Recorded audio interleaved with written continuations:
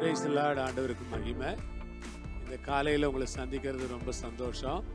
இயேசு கிறிஸ்துவின் நாமத்தில் உங்களை வாழ்த்தி ஆசீர்வதிக்கிறேன்.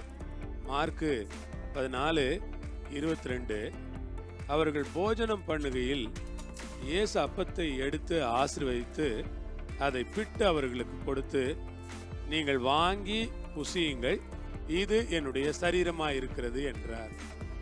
ஆண்டவருடைய கடைசி ராபந்தி, கடைசி பந்தி என்று நாம் இதை அழைக்கிறோம். இதை இப்பொழுது நாம் திருவிருந்து இல்லைன்னா கர்த்தருடைய பந்தி என்கிற பெயரில் சபையிலே இதை நாம் அனுசரிக்கிறோம்.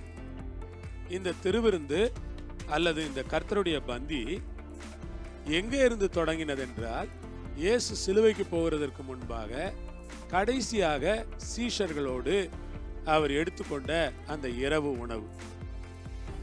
அந்த இரவு உணவை ஆயத்தப்படுத்த ஆண்டவர் ஒரு அற்புதமாக அதை ஆயத்தப்படுத்தினார். ஒரு இரவு உணவு.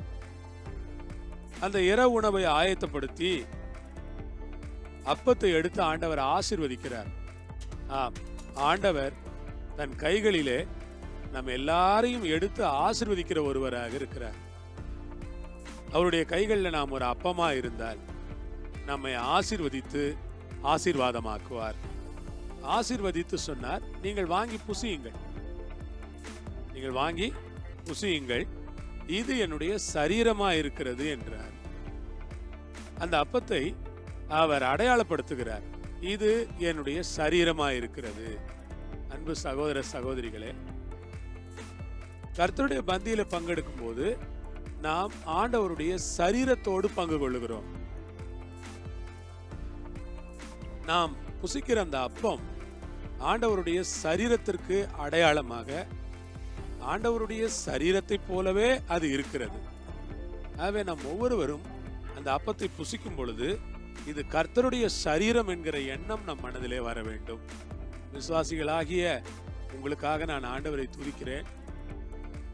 தேவனுடைய பிள்ளைகளை நாம் ஒவ்வொரு முறை திருவிருந்திலே பங்கெடுக்கும் போதும் இது அவருடைய சரீரம், இது அவருடைய சரீரம். கர்த்தருக்கு ஸ்தோத்திரம். பாத்திரத்தை எடுத்து ஸ்தோத்திரம் பண்ணி அவளுக்கு கொடுத்தார். அவள் எல்லாரும் பானம் பண்ணினார்கள்.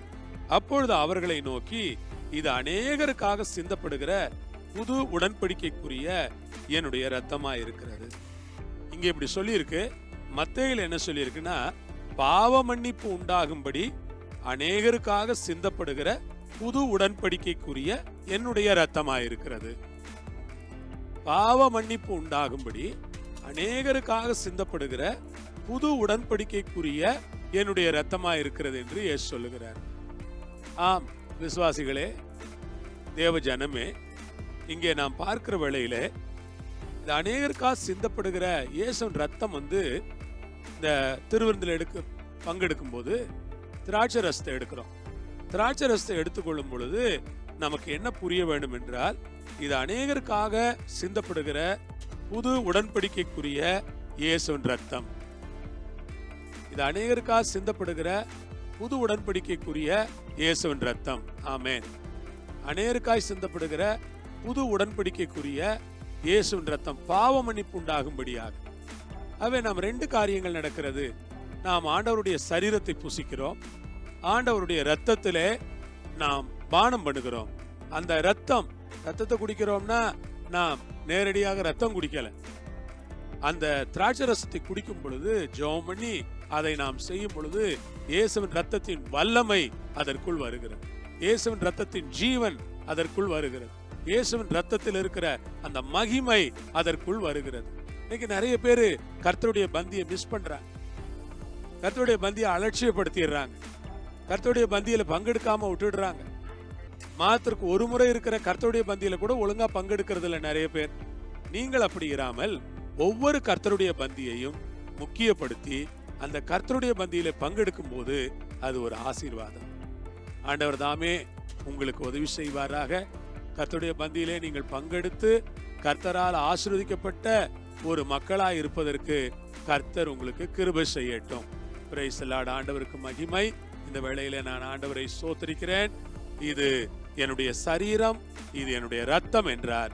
அதை ஞாபகத்தில் வைத்துக்கொண்டு ஒவ்வொரு திருவிருந்து ஆராதனையிலும் அந்த இயேசுவின் சரீரத்திலே அந்த தழும்புகள்ல இருக்கிற வல்லமை உங்கள் சரீரத்தில் பாய வேண்டும் என்றும், இயேசுனுடைய இரத்தத்தில் இருக்கிற வல்லமை உங்கள் சரீரத்துக்குள் வர வேண்டும் என்றும் நீங்கள் ஜெபத்தோடு அதை செய்யுங்கள். உங்களுக்கு அது ஆசீர்வாதமாக இருக்கும். பிதாவே, இந்த நேரத்திற்காக வேலைக்காக நான் உம்மை ஸ்தோத்திரிக்கிறேன். உம்முடைய கரங்களை எங்களை கொடுக்கிறோம். கர்த்தருடைய பந்திக்காக ஸ்தோத்திரம். இந்த பந்தியிலே பங்கெடுக்கிற நாங்கள் எப்படிப்பட்ட ஒரு வல்லமையான பந்தி அது என்பதை நாங்கள் புரிந்து கொள்கிறோம்.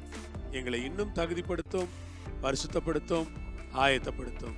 இயேசுவின் நாமத்தில் பிதாவே, ஆமென். எல்லா மகிமையும் கனமும் அவர் ஒருவருக்கே. அல்லேலூயா. Praise the Lord.